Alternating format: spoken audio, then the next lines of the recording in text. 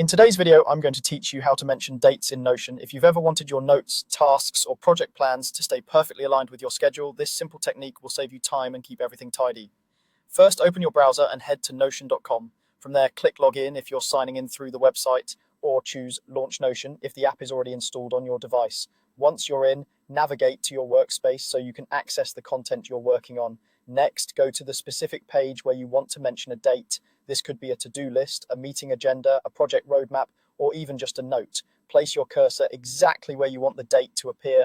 Now on your keyboard, type the @ symbol, the little @ character. This opens Notion's mention menu, which is a quick way to link to people, pages, and what we want today, dates. Start typing the date you want to mention. You can use formats like January 12, Jan 12, or a numeric format if that's your style. Notion also understands natural language, so you can type things like today, tomorrow, or next Friday, and it will interpret that into a specific calendar date.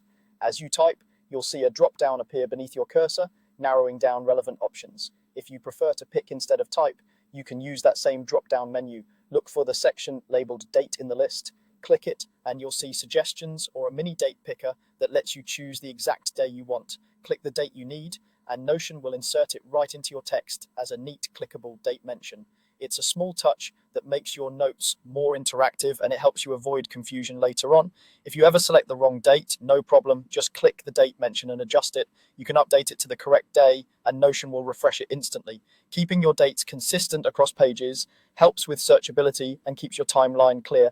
That's all you need to start mentioning dates in Notion. Go to notion.com, log in or launch the app, open your workspace, head to the right page, type the @ symbol, and either type or choose your date from the date section in the drop-down.